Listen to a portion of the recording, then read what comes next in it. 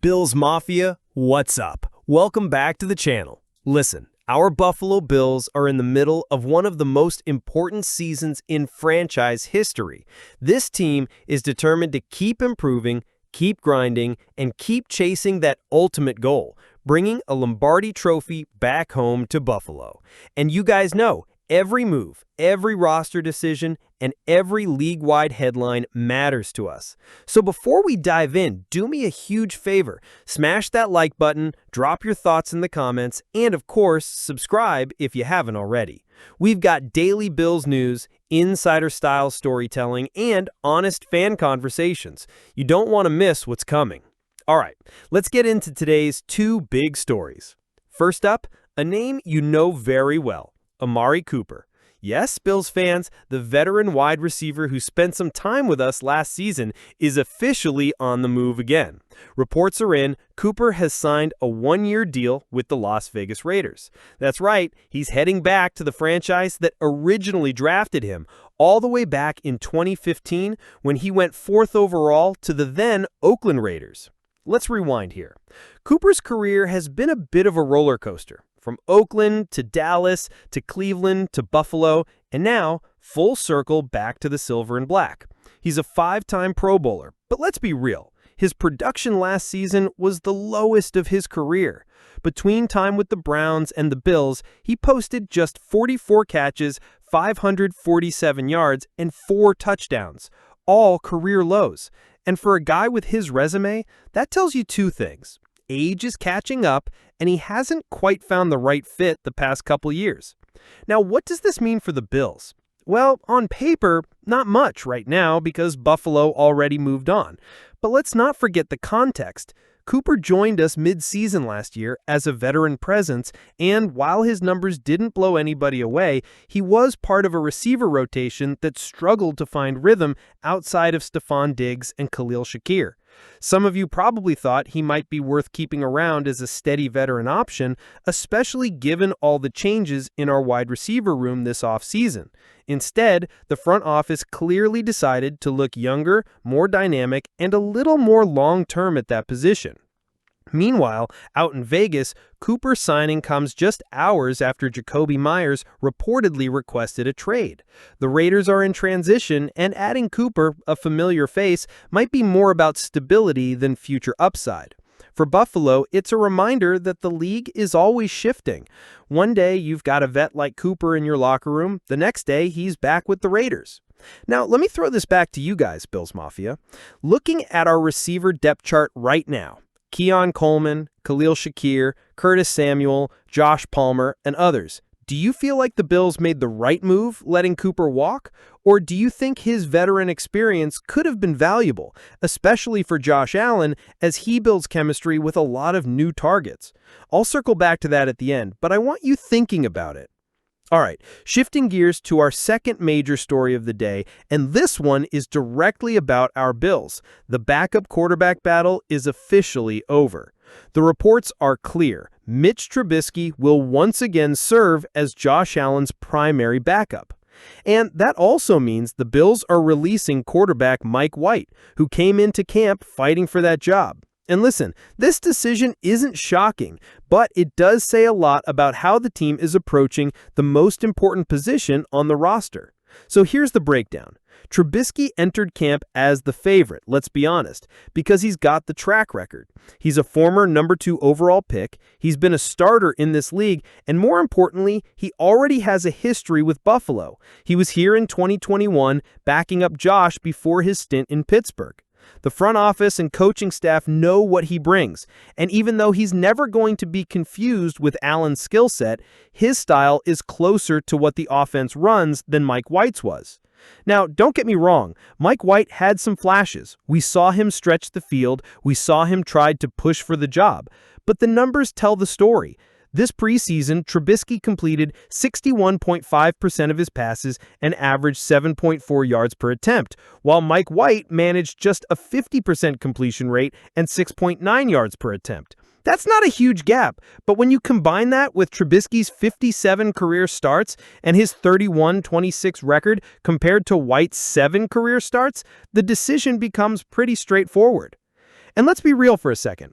We all pray that Josh Allen never misses time. He's the engine, the heartbeat, the face of the franchise. But football is unpredictable. Having a backup who knows the system, has live reps, and has been through NFL battles gives the coaching staff more peace of mind. That's why Trubisky makes sense. There's another layer here too, roster construction. The Bills need to trim down to 53 players by August 26th, and keeping an extra quarterback who didn't clearly outperform the incumbent just doesn't make sense. That's why you're hearing buzz that Mike White may not even stick on the practice squad this time. The team seems more comfortable keeping Shane Buechele as the emergency option. So what does this mean moving forward? Well, in simple terms, the Bills are running it back at QB2. It's not flashy, it's not exciting, it's not going to grab national headlines, but it's steady. And sometimes steady is exactly what you need behind a superstar like Josh Allen. But here's my big question to you guys.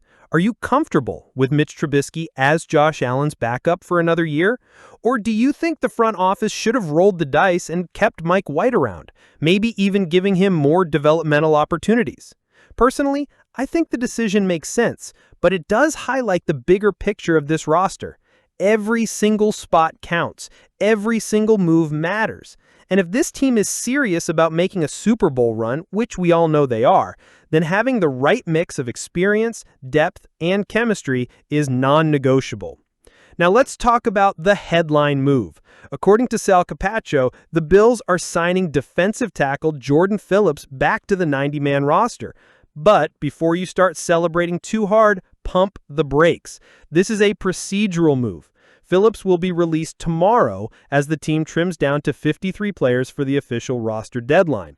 Then, on Wednesday, the Bills plan to re-sign him to the practice squad. Because he's a veteran, he doesn't need to clear waivers. This is essentially roster maneuvering to keep a trusted veteran presence in the building while freeing up space. So, what does that mean for Buffalo? Well, for one, it speaks volumes about how much the organization values Jordan Phillips. This is his fourth stint with the team. Fourth. Not many guys can say that. And it tells you he's a glue guy in the locker room and someone the coaching staff trusts when injuries hit or when the rotation needs depth. Phillips, now 32, isn't the Pro Bowl level wrecker he was during his first run in Buffalo, but he still knows this defense, still brings energy, and still has a knack for showing up in big games.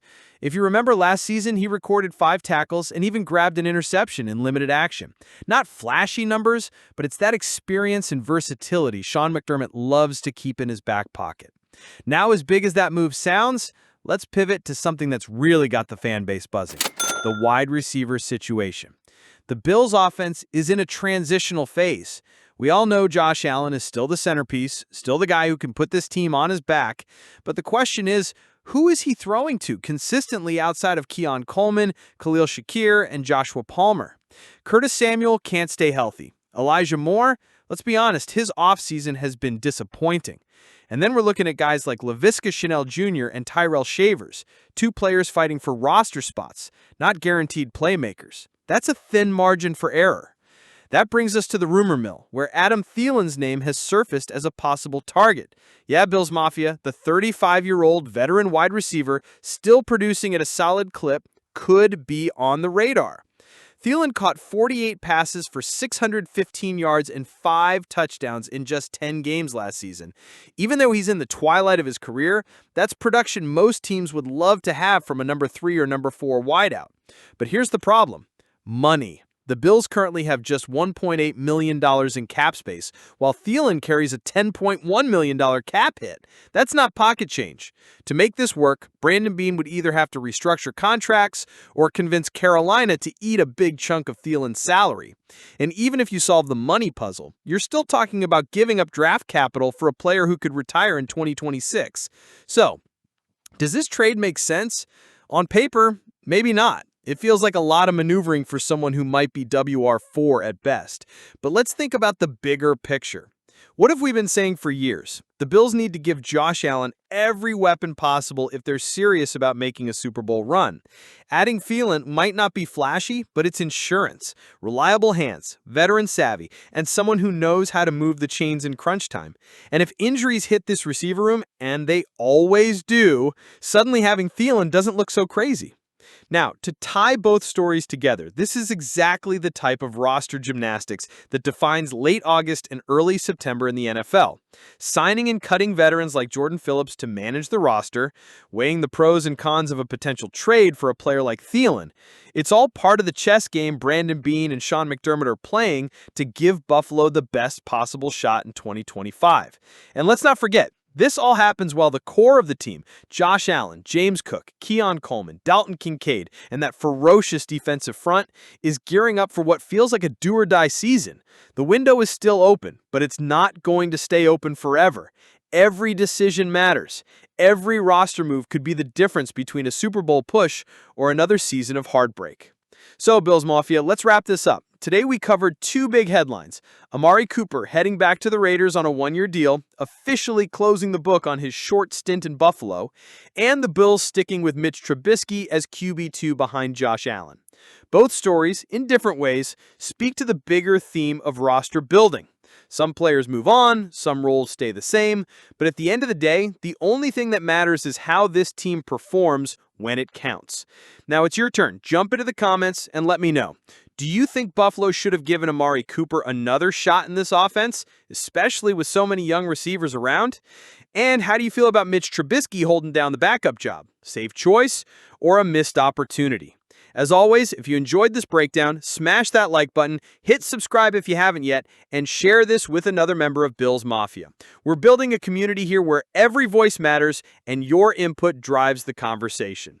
Thanks for hanging out with me today. The grind continues, the team keeps improving, and together we'll keep chasing greatness. Until next time, go Bills!